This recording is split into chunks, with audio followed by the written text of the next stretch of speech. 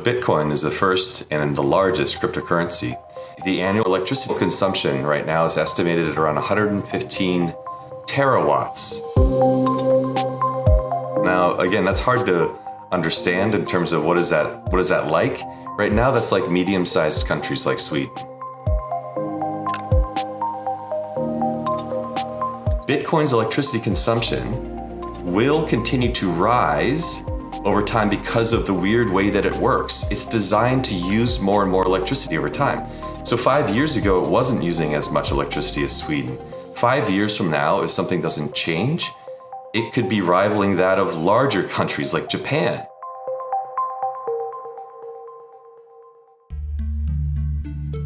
Bitcoin ha un problema. Per funzionare ha bisogno di energia. Tanta energia. Una montagna di elettricità che ogni anno presenta una bolletta da 54 milioni di tonnellate di CO2. Ci guadagnano in pochi, ma a pagarla siamo tutti noi. Dobbiamo però fare un passo indietro.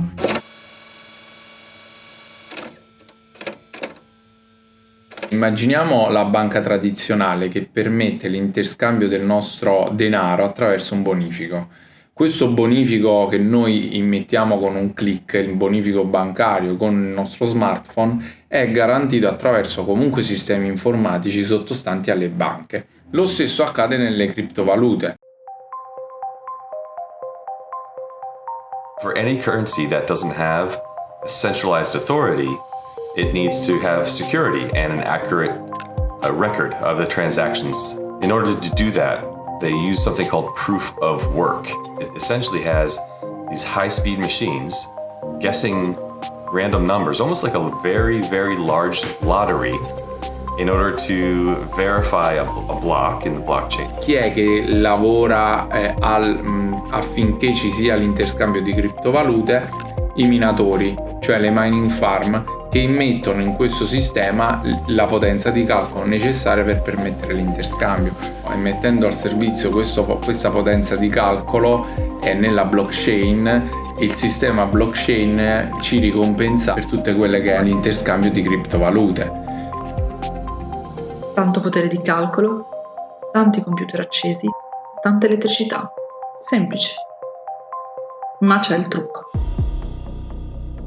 Se prima per minare era necessaria, una potenza di calcolo 1 e per produrre un bitcoin, quindi 1 a 1, faccio un esempio basilare, ora per produrre 1 è necessaria una potenza di calcolo 2.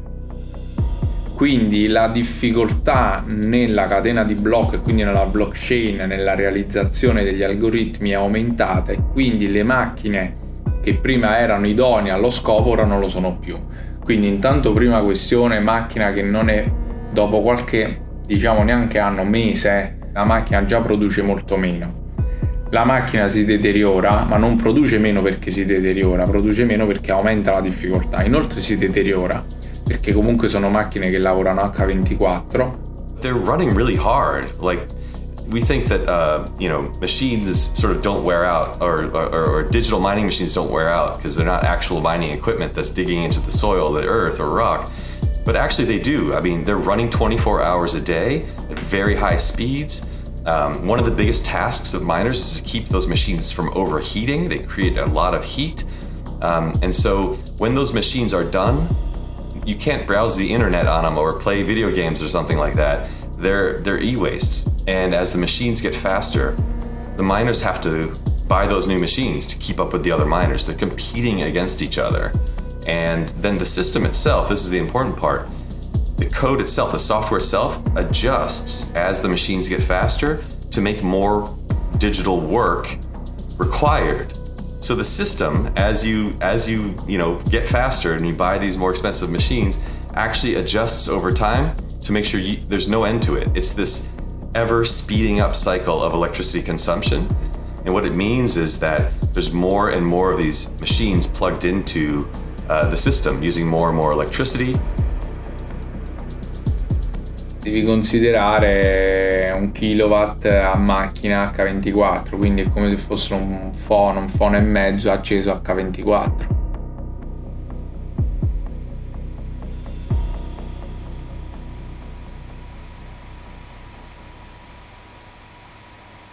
There's basically two ways to solve this problem of having security and having transparency on what's called the ledger, which is what we think of with pen and paper. You keep a ledger of what happened at a little shop. Well, this is Bitcoin's version of that, and any cryptocurrency needs some version of that. Bitcoin uses that proof of work mechanism, which is increasingly wasteful of electricity over time and getting more and more. Most of the new cryptocurrencies use something called proof of stake, which essentially gets rid of the need for all those digital miners, like those shipping containers full of these specialized machines that are running 24 hours a day, plugged into a coal plant, for example. The new cryptocurrencies don't need any of that. And the second largest cryptocurrency, Ethereum, which some viewers might be familiar with, actually shifted from proof of work to a highly efficient proof of stake version last fall. And they reduced their electricity usage by 99.9%. It doesn't have to do exactly what Ethereum did. Bitcoin is different, but we think people can put their heads together, put resources together, and figure out a way for Bitcoin to do away with the need for useless mining. Allora, il tema legato alla sostenibilità io non lo vedo. Sulla CO2, sul mining, io credo che veramente sia un discorso talmente ampio legato a tutte le problematiche che abbiamo sull'inquinamento che non rientra proprio nella problematica che vivono oggi le infatti. Confrontando i dati sulle emissioni prodotte, Bitcoin ad oggi produce poco più della metà delle CO2 generate dall'estrazione dell'oro. Relativamente poco, ma comunque un'enormità se si pensa che inquina tanto quanto il Cile.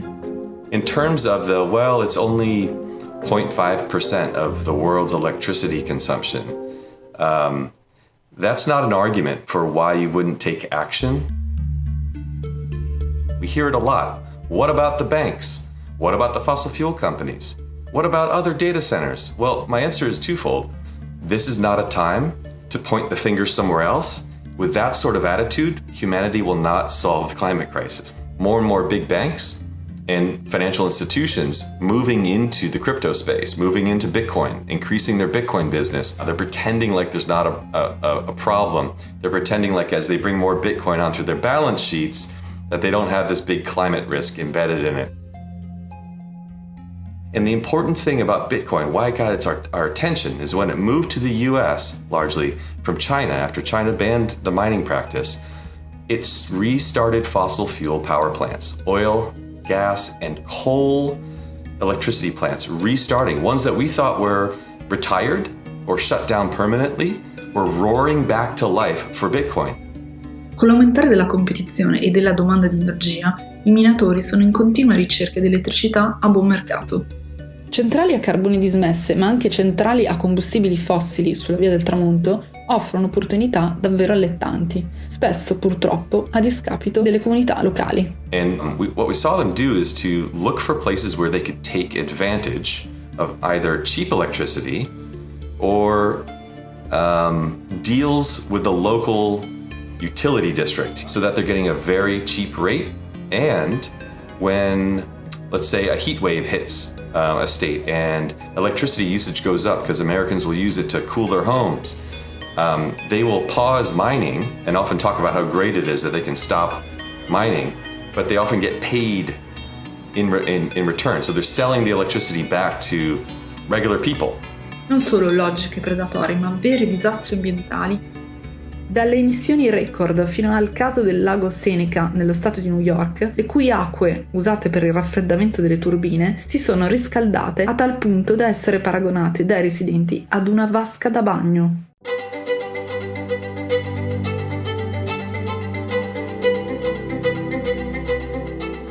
Stiamo cercando di fare anche noi con crypto mining e stiamo cercando di inserirci nel settore del fotovoltaico per realizzare le nostre farm in campi fotovoltaici, quindi a quel punto la nostra energia prodotta è un'energia pulita e quindi in quel modo risolvi il problema, come stanno facendo molti.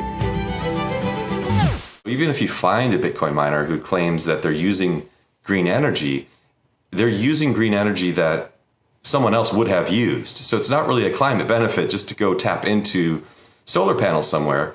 we need as much renewable energy as possible to decarbonize our transportation systems, our industries, our homes and businesses. And so just taking some of that away is not a net win for the climate. It's just it's good for you and your reputation. Con l'aggravarsi dell'emergenza climatica, sempre più cittadini si dicono in favore di regole stringenti che impongano un cambio di passo. Ma non è sempre semplice. Si sta in qualche modo cercando di sanare e regolamentare il settore, ma ancora con forti lacune e vulnus del diritto. Bitcoin was designed to exist and to work outside of large financial institutions and governments. And so if let's say the US government said, okay, no more Bitcoin mining in the US, what would happen most likely is they would pack up those machines in shipping containers and move them to Canada, or move them to Mexico, or move them wherever they could find cheap energy. And that's exactly what happened when China banned the practice. It barely disrupted the system. That's a problem that's called leakage when we talk about some climate issues. Like, are you solving a problem one place and then moving it somewhere else? So it's not really a benefit for the climate. That said, if Bitcoin switched its code, this problem of mining would go away around the world and could do so very quickly, unlike many other industries like automobiles that will take many, many years. Code change is not only possible, but I think it's inevitable. Bitcoin is planning to continue operating this way for another 100 plus years. And if you step back and look at how many problems are being caused for communities and for the climate already, and if you keep in mind that the electricity usage will continue to grow as long as the whole system doesn't collapse, there's no way in Bitcoin doing what it's doing now for another 30, 40 years. It's actually just a matter of convincing enough people, essentially the players in the Bitcoin system, that a code change makes sense. Those are the people who we think can help make this code change happen in a way that keeps what they think is really important about Bitcoin while getting rid of the climate and the community impacts.